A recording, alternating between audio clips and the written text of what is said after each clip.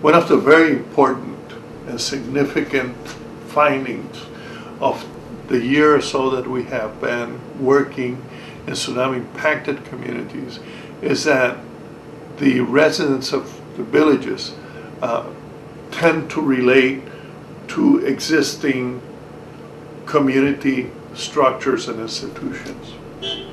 While many of the structures and institutions of the community were destroyed with the tsunami, schools remained as a source of security for children, their parents, and the future generation. Informal and formal education continued in spite of the destruction of buildings.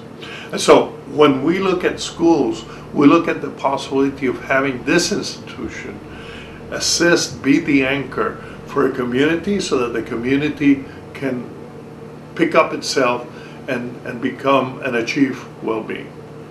Some of the activities that can be done by the children and the teachers is both school and community mapping. The children, the older children, can participate in first aid brigades, psychological first aid brigades, evacuation brigades, or simply damage assessment brigades.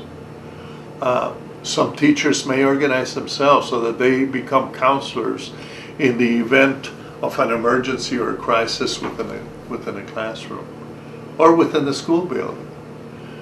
Something as simple as a child wetting his pants might be a crisis for that child and have that child become upset.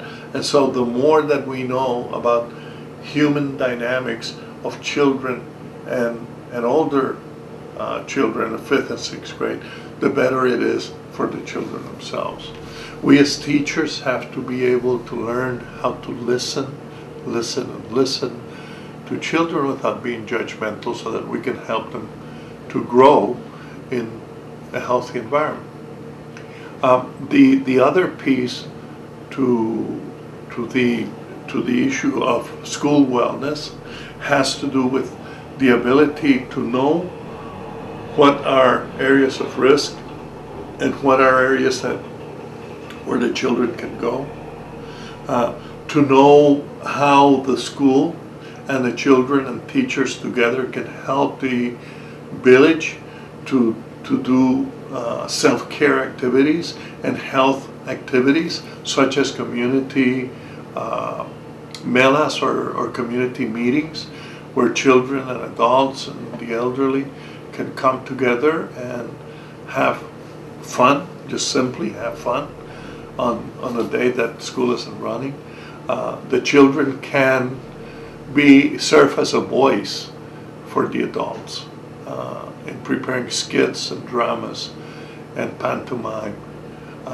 The teachers can help some community leaders in developing informal schooling, which would serve the children between 2 and 5-year-olds in the morning, serve as a library or a place where the elderly can go in the afternoon, and then in the evening as a gathering place for adolescents, and a place where children can come and work on their homework and prepare for their exams.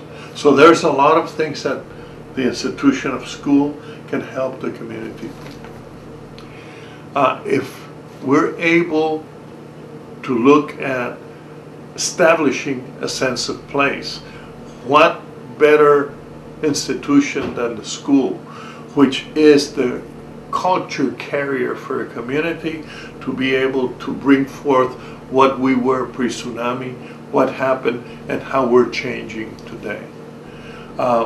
What better activity than children in school planting trees and bushes and maybe even doing hydroponic activities? What better activity for a school to define with community members a project that young students could perform, and then have the young students do those projects, and whether they learn, whether they're successful or not, that's not the important thing. Whether they learn how to problem solve, how to put a project together, how to monitor and evaluate that project, makes these children much more capable than they were before. So the school is the centerpiece of the community.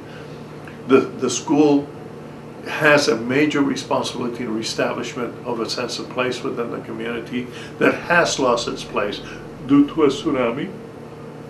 And the children and the teachers play an important role to help each other so that they may survive in the event of a crisis, an emergency, or a disaster in the future.